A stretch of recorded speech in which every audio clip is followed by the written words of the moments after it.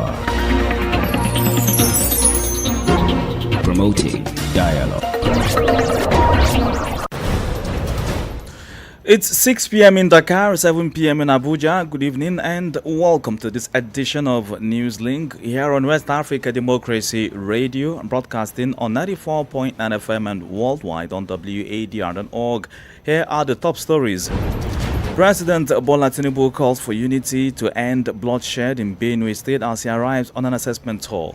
Create that synergy for peace, development, and prosperity. We are here to govern, not to bury. We are here to raise families, not to lose them. Provide health care, water for them to drink.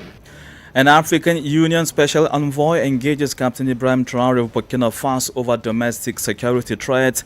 Senegal's communication sector begins a 3-day forum to harmonize regulations on information dissemination, and the opposition New Patriotic Party NPP in Ghana to elect its 2028 flag bearer on January 31.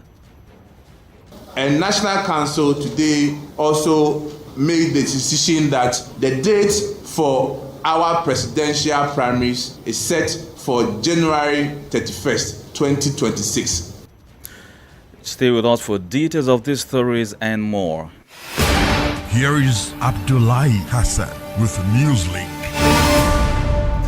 Glad you could join us on this edition of Newslink, which opens in Nigeria as the recent targeted attacks against farmers in Benue State continue to receive local and international attention. Since the weekend attack that resulted in more than 100 farmers killed, several delegations and a team of experts, including the security sector, have arrived in the north-central state for a condolence and assessment tour. As announced by the presidency on Monday, President Bola Tinubu visited Benue today, Wednesday, where he met with victims, state officials, and traditional rulers as well as stakeholders. He was at the state teaching hospital to sympathize with injured persons of the attacks currently receiving treatment. WADR's Abuja correspondent Ichenu Sasetu reports. The tortive, Professor James Ayati, pushed back against claims that the violence in Benue is a result of farmer-herder clashes. Victims of these deadly assaults are the thief-speaking people who are predominantly farmers. According to the first-class traditional ruler, the killings were calculated. And for rescheduling your itinerary to be here with us in Benue State, to condole with us, to sympathize with us, and to comfort us following the genocidal massacre of close to 200 people in their sleep. President Bola Tinubu, in his address, condemned the attacks and said the government must ensure the protection of lives and property. Create that synergy for peace, development, and prosperity. We are here to govern, not to bury. We are here to raise families, not to lose them. Provide health care, water for them to drink, food to eat. He also urged Nigerians to live in peace and unity, calling for stronger collaboration to end the bloodshed. As Nigerians, we are members of the same family, living in the same house, but sleeping in different rooms.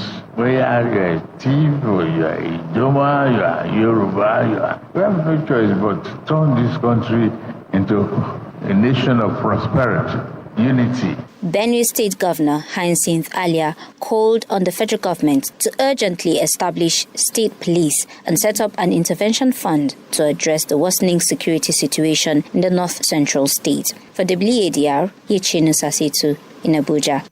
Still in Nigeria, the Katsina state government in the northwestern region of the country has signed a peace deal with armed groups terrorizing the state. Monday's peace deal was categorically endorsed by leaders of 12 armed groups responsible for many violent attacks in Katsina, hometown of former President Muhammadu Buhari. According to the State Commissioner for Internal Security, Nasiru Muazu, the discussions took place in Amusa with local community leaders present. The bandits agreed to renounce their criminal activities and lay down their weapons. This agreement comes after a long period of tension and violence marked by mass kidnappings of students, assassinations and looting.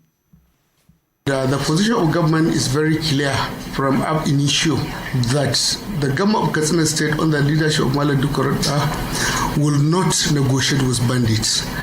But if bandits feel the need to drop their arms and come forward, government is ready to give them the opportunity to live like every other normal citizen of Katsina State. And we are very lucky that bandits in Jibe local government and Batsari local governments came forward through their messengers, and they came forward, they initiated discussion with the leadership of their communities.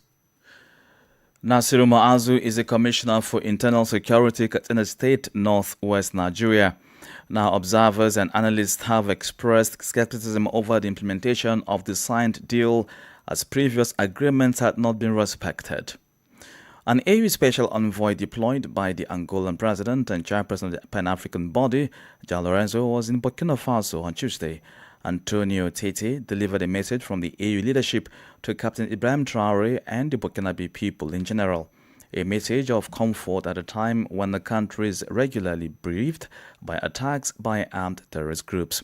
The AU special envoy is currently touring the three countries of the Alliance of Sahel States. It was to listen to the president on all the challenges that the region and the country are going through at the moment, and to see what, as Africans, are the collective ways that we can resolve these challenges that vary from one region to the other. The principle of non-indifference is not as principle of the African Union.